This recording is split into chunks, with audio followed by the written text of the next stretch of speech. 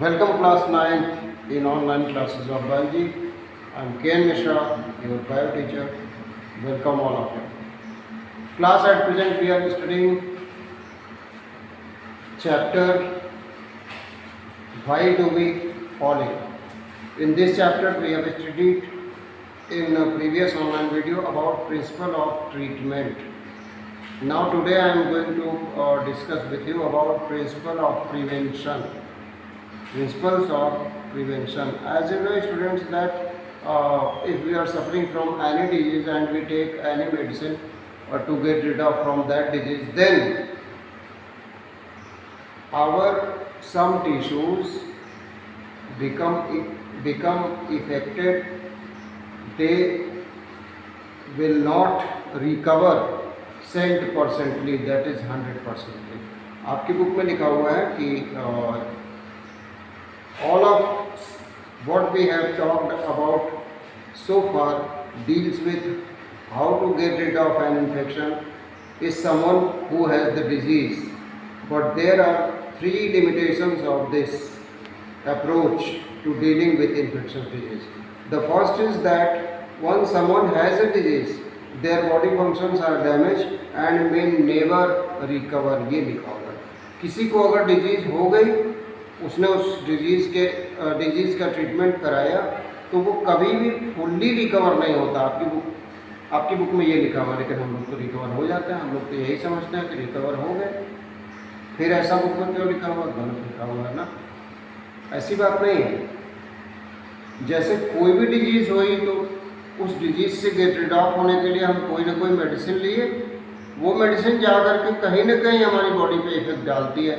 इसलिए लिखा हुआ है कि हम पूरी तरह से कभी भी रिकवर नहीं होते. ये बात लिखी हुई है. फिर लिखा हुआ है the second is that treatment will take time, which means that someone suffering from a disease is likely to be bedridden for some time, even if we can give proper treatment. दूसरा aspect ये है. दूसरा aspect क्या कहता है? दूसरा aspect ये कह रहा है कि अगर किसी को डिजीज हो गई और हम प्रॉपर ट्रीटमेंट भी ले रहे हैं उस डिजीज के अगेंस्ट, तब भी हमको कुछ समय तक क्या करना होगा? बेड रेस्ट करना होगा. तो उतने दिन का हमारा नुकसान होगा. जितने दिन हम बेड रेस्ट करेंगे उतने दिन तक हम कोई काम नहीं कर पाएंगे. तो ये सेकेंड एस्पेक्ट हुआ. और थर्ड एस्पेक्ट आपकी बुक में क्या लिखा हुआ है? The third is that the person suffering from an infectious disease can serve as the source from where the infection spread to other people. ये तीसरा जो है वो बहुत ज़्यादा खतरनाक इशू है. तीसरा इशू क्या है कि जिस पर्सन को डिजीज़ हो गई है और सपोज कर लेते हैं वो डिजीज़ इन्फेक्शस है, तो अब वो पर्सन तो दूसरे हेल्दी पर्सन्स के लिए एक सोर्स है उस इन्फेक्शस डिजीज़ का. तो जब तक वो ठीक होगा तब तक बहुत सारे हेल्दी पर्सन्स को फ्री ऑफ कॉस्ट वो डिजीज़ दे देगा. ठीक है जी. तो ये तीसरा एस्पेक्ट है इसका. इसलिए सबसे बेहतर क्या है फिर? इसीलिए सबसे बेहतर हमारे पास जो ऑप्शन है वो है प्रिवेंशन का. इसीलिए हम लोग प्रिवेंशन पढ़ने जा रहे हैं. The principle of prevention. आगे लिखा है आपकी बुक में, how can we prevent diseases. कैसे प्रिवेंट कर सकते हैं? There are two ways, one general and one specific to each disease. एक तो जनरल वे है जिससे हम प्रिवेंट कर सकते हैं अपने आप को, और दूसरा उस डिजीज़ के लिए स्पेसिफिक प्रिवेंशन है. अब जनरल क्या है? जनरल तो हमारा जो सेफ्टी मेजर और हाइजीन मेजर है वो जनरल इंस्ट्रक्शन जनरल मेथड है अपने आप को प्रिवेंट करने का किसी भी डिजीज़ से. जनरली जो हम करते हैं, आजकल बहुत टीवी में दिखा रहा है, बहुत न्यूज़पेपर में दे रहा है, हाथ साबुन से धोइए. पहले नहीं धुलते थे क्या? पहले भी धुलते थे, लेकिन अब थोड़ा सा इस कोविड-19 को लेके हम ज़्यादा उस पर फोकस कर रहे हैं. हैंड वॉश पे हमारा ज़्यादा फोकस है. सफाई पे, क्लीनलीनेस पे हमारा ज़्यादा फोकस है इस समय. ऐसा थोड़ी पहले हम क्लीन नहीं रहते थे, बहुत डर्टी रहते थे, ऐसा कुछ नहीं है. लेकिन अब हमारा फोकस ज़्यादा है उस पॉइंट पे.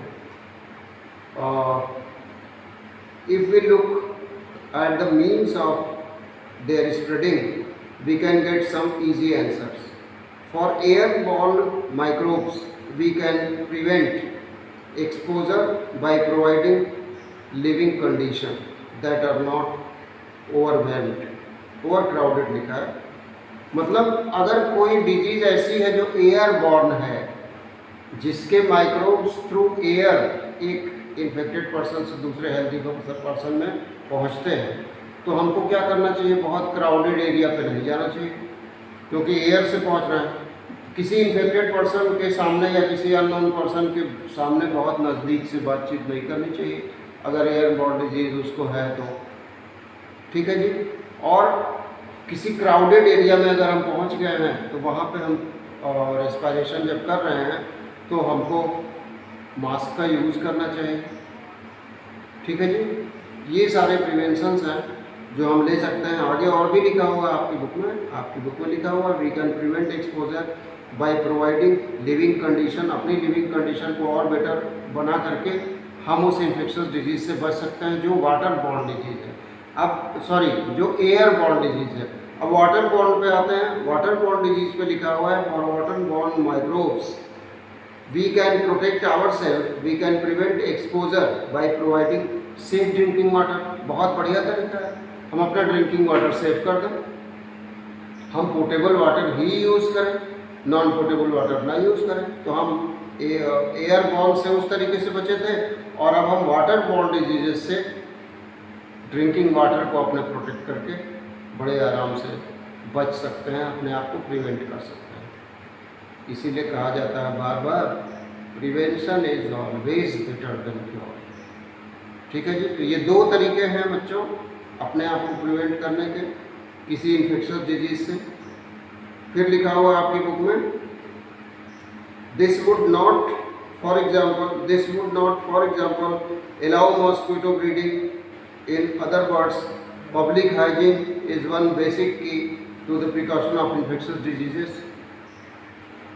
जैसे मॉस्किटो का एग्जाम्पल आपकी बुक में दिया हुआ है। मॉस्किटो का एक खास ब्रीडिंग सीजन होता है।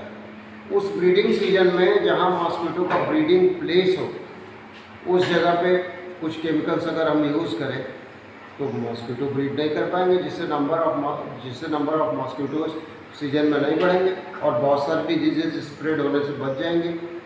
क्यों मॉस्किटो की बातें यहाँ पर आ गई? इसलिए आ गई, सबसे पहले हम पढ़े कि एयरबॉर्न डिजीज से हम कैसे अपने आप को प्रोटेक्ट कर सकते हैं, फिर हम लोग पढ़े वाटरबॉर्न डिजीज से कैसे अपने आप को प्रोटेक्ट कर सकते हैं, और अब तीसरा जो है वो हम पढ़ रहे हैं कि थ्रू इंटरमीडिएट जो डिजीजेज स्प्रेड होती हैं वन इन्फेक्टेड पर्सन से दूसरे हेल्दी पर्सन में, उन डिजीज से हम कैसे अपने आप को प्रिवेंट करेंगे।